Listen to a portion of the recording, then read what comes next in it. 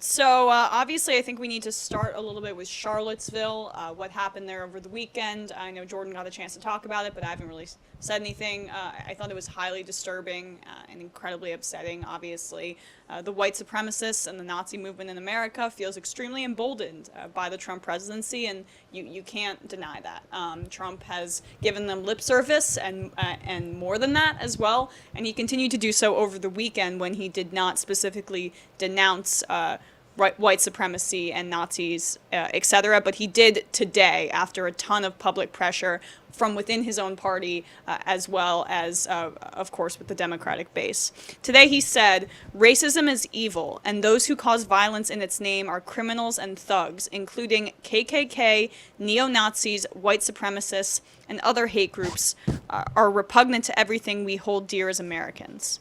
Those who spread violence in the name of bigotry strike at the very core of America." So that's what he said today after, again, a ton of public pressure. His initial statement that I believe was 36 hours or a little bit more than 36 hours after the initial attack, the initial protest began, he said, "I should put on a comment about to what's going on in Charlottesville. We condemn in the strongest possible terms this erroneous display of hatred, bigotry, and violence on many sides." On many sides, he said that. So imagine, by the way, if President Obama had said that there was violence on many sides after a terrorist attack by a Muslim person. I mean, you can't really imagine that. The Fox News would have literally imploded. But other Republicans have essentially condemned the attacks in a way that Trump could not. Even Jeff Sessions, the definition of an old school racist, went on Good Morning America and said that it did meet the definition of domestic terrorism, the attack that happened. So that's good. Ted Cruz put out a statement saying that the Nazis, the KKK, and white supremacists are repulsive and evil, and all of us have a moral obligation to speak out against lies, bigotry, anti-Semitism, and hatred that they propagate. Having watched the horrifying video of the car deliberately crashing into a crowd of protesters, I urge the Department of Justice to immediately investigate and prosecute the grotesque act of terrorism, of domestic terrorism, excuse me. Senator Cory Gardner, a Republican Party star, up-and-coming star of Colorado, also said this: "This isn't a time for innuendo or to allow room to read between the lines. This is time to lay blame. The president has done an incredible job of naming terrorism around the globe as evil. He has said and called it out time and time again, and this president needs to do that today." Orrin Hatch, also a senator of Utah, said that we need to call evil by its name, insinuating that Trump had not done so. And Marco Rubio, lastly, said, "It is very important for the nation to hear President Trump describe the events in Charlottesville for what they are, a terror attack by white supremacists." So if you recall, President Trump started the birther movement, essentially, which gave new life to the alt-right and white supremacy in this country. So the reason that he was initially silent on white supremacy is not by accident. It was a dog whistle to those very groups. And the Daily Stormer, which has just been taken down by GoDaddy, I don't know how I feel about that, but they are a white supremacist website. They praised Trump's initial statement, saying he didn't call us by name, he didn't say anything, and they thought it was very good. So that dog whistle worked for those white supremacist groups, and that's what Trump had intended initially. I think there's a lot of different elements to this, but first of all, whether you're progressive or conservative, whether you're progressive or like neoliberal, whether you're like a Bernie person or a Hillary person, really it doesn't really matter. Like, this is not about what we usually talk about, which is more corruption and things like that. As an American, I think we should be against the KKK. I think we should be against racism. I think we should be against not just hate towards African Americans, but just hate, period. I mean, there's hate. Ty and I were covering a march in Atlanta Saturday night for Charlottesville. And it was like a roll call of all the groups that have been discriminated against. I mean, you have African Americans, Latinos, indigenous, Asian American. There was even disabled Americans that spoke. And there's just a lot of hate. And I think the hate has been elevated, frankly, by the advent and evolution of media, starting in the 1990s with cable news, starting with right-wing radio like Rush Limbaugh, Even sometimes on the left, I'm sure, without even knowing it. Occasionally, I have said things that might stir people up without knowing it. So, like, we all have a place. We all have a place in terms of how hot the discussion is get, but we all are not KKK members. We all are not racists. We all are not white supremacists. So I think, these white nationalists, so to speak, have a right to gather if they would like, because freedom of speech protects even the most vile speech. But they know what they're doing. They are trying to provoke. When they do things like they did Friday night before the chaos of Saturday, when they do things like they do Saturday, they are trying to antagonize African Americans. They are trying to antagonize progressive white Americans. They are trying to stir up violence. And they are very good, once they stir up violence, of playing victim. So what Trump did on Saturday was just despicable. I mean, there's no other way to say it. He knew what he was doing. He knew that he was kind of doing this false equivalency, violence on both sides, and he did it for political purposes because he knows a large part of his base are racists. Now, I've always been clear, because I had the fortune or misfortune to cover a lot of his rallies, they're not all racist. I think that's a misnomer and a misconception.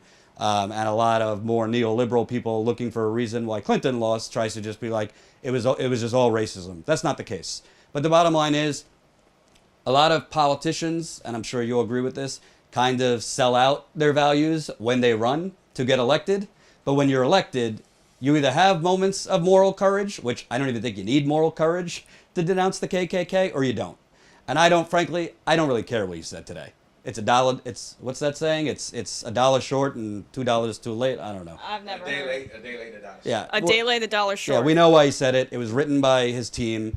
Emma said it so well, started birtherism. He stoked all this racist fear over the campaign. And now, because he's under fire by pretty much everyone, including his daughter tweeted out using white supremacy.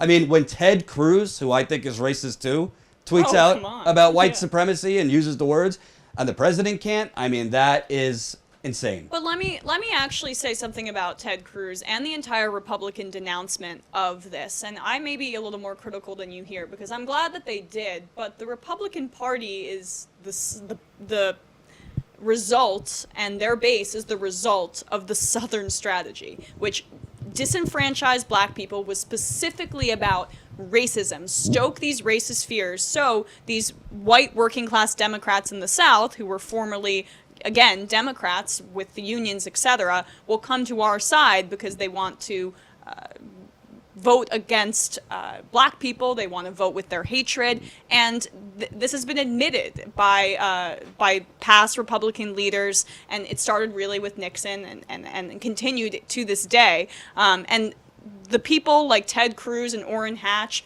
they got into office because of the Southern strategy and because of that kind of racist rhetoric.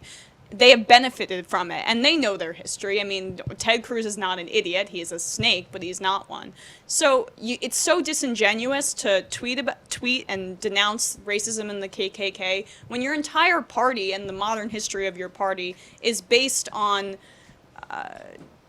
giving lip service to those exact people. And so it's frustrating to see the media really just treat it as Trump's problem, that he has a racism problem, when really the entire Republican Party is based on an ideology of racism. Yeah.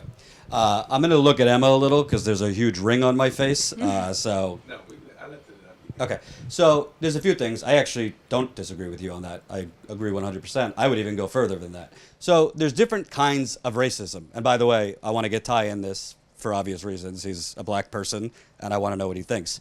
But Black guy. I'm black. yeah. Black cameraman. But there's different kinds of racism. So do I love the fact that Democrats and Republicans are condemning this? Yes. But that's like low-hanging fruit. It's like bashing Trump all the time. That's easy. They should be credited for it, but that's easy. But there was something said at the march Ty and I covered in Atlanta Saturday night that really stood out to me, and I haven't really thought about it in these terms. Economic inequality is violence. Economic injustice is violence.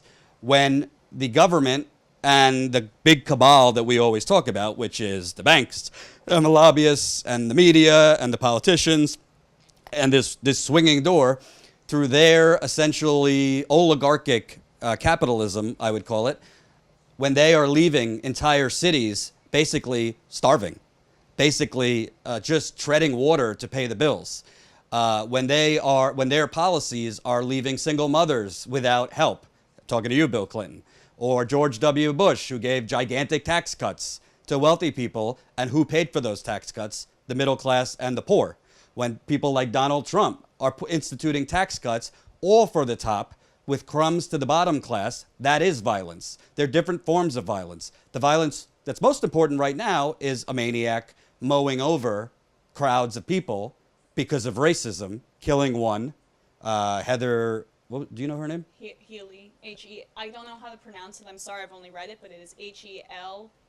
Yeah, and 2 police officers also died, so it's tragedy on all ends. But like, it's always talked about that we need a conversation about race. Tell you the truth, I think the time for conversation is over. We need economic investment. And Nomiki Kunst, our colleague, who's on vacation, by the way, did a video on Facebook right before we went on, and she had great points about the fact that the Democratic Party is not at fault for what happened Saturday, so let me be clear. But she basically pointed out, when you don't present real economic solutions to the majority of the country, then you are elevating fascism.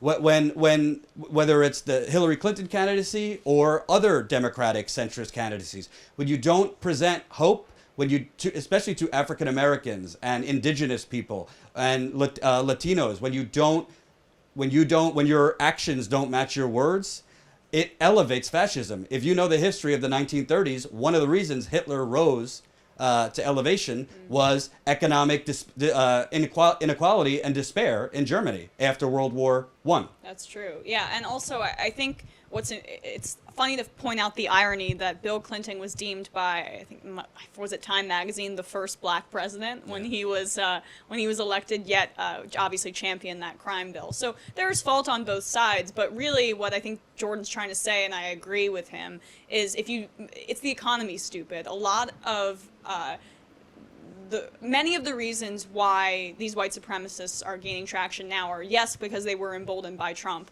but also because they feel marginalized and they feel like they're losing a grip on their society. I'm not trying to give an excuse for them, but when you don't present economic opportunity to the entire country as a whole, it allows for those divisions to be sowed and for extremist groups to rise up. So the Democratic Party has to do its part and say, we are the party of light, we are the party of opportunity, and make it about providing economic infrastructure and more things, so that these extremist groups don't have the grounds or they don't believe that they are justified in what they are doing. I also want to say one last thing before I bring Ty in. You know, on this channel, I try, and I think Emma too, we try not to just be an echo chamber of Trump is bad. We try to report and expose Democratic Party corruption. I try to focus on stories that have nothing to do with Trump, like Flint and Standing Rock. Well, it didn't at first. And stories about the disappearing middle class. But sometimes you have to just call out facts. The Republican Party is worse than the Democratic Party when it comes to racism. Modern day. What Emma, not her fault, but like Emma left out, like originally the Dixiecrats of the South were Democrats. So the Democratic Party has a history of racism too. But the modern day racism in this country is Republican. So Ted Cruz, when Donald Trump was out spouting birtherism, he didn't say a damn thing. Neither did Orrin Hatch or any of these people coming out as valiant fighters today against this.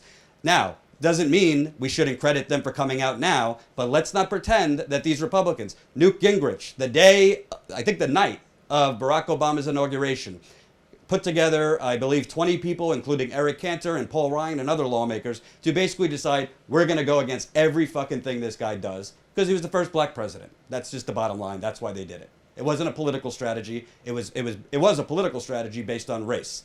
When you saw these Tea Party rallies that Fox News elevated in 2010 and 2011, that was there was a very large underpinning of racism against the first black president. So I'm not saying that I think Democratic politicians, through not putting forth policies for African Americans and the downtrodden, are complicit too. But in terms of the language, in terms of stoking the hate, it's not comparable. The Republicans are worse. If you don't like it, sorry, that's just the facts. I also think it's important to differentiate downtrodden from African American communities. But Yes. because of history of systemic racism, African American communities face the economic inequality, and they experience it obviously more acutely than more advantaged groups like white people. Ty is about to come on and talk because we got, black guy Jordan's like, bring him in. That's not Exactly how he meant it. But yeah, I think obviously that's important to note when we talk about economic opportunity. You good? Pose a question, yeah. Oh, okay. So, I mean, do you have some thoughts, I guess? Do you have some, black guy, do you have some thoughts? Yeah, I agree.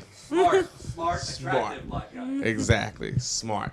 No, I think you guys are absolutely right. I know when the shooting happened in Virginia at the baseball game with the Republicans, he didn't waste any time, Donald Trump, didn't waste any time condemning and going against what happened, which he should have. That's what you're supposed to do. That's what a normal human being who has goddamn blood flowing through their veins would do, because it is wrong. And that's the values that we supposedly stand for in America. So that type of urgency that he had then, I do understand. I don't want to say I don't. I absolutely understand why. It's because he wants to cater to this group that he thinks allowed him to be president, that voted for him, that stand by him. Because, he has, you look at his actions, and historically speaking, anyone that's on his team, that stays by his side, that loves what he does, he backs up. He backs them up. He doesn't say anything against them. And, like you said, it's $1. I think it's a day late and $1 short, because to me, having what he had the meeting with Sessions before, he had the little press conference today. It was like someone was literally just like, dog, you got to get it together. Like, you just can't do it. Like, it seemed like he had to be convinced. And then if you look at the press conference, it just seems so disingenuous. He's reading from a teleprompter, and you can, every president reads from a teleprompter, but it just wasn't in his heart. Because, when something's in your heart, I remember when Sandy Hook, is that Sandy Hook, absolutely. And you saw Barack, and you saw it was in his heart. He wasn't on the teleprompter. He was talking about how he felt. It just came from his heart. And with him, it just seemed like it was something that had to be said. If you want, it was all about political gain to me. He felt that you can easily still have a base and, kind of whatever. I don't know exactly what was said, but it seemed like he was convinced, and it was disingenuous. And, anyone that says he's put on this presidential hat right now, no, he didn't. He didn't do anything like that. It was just absurd.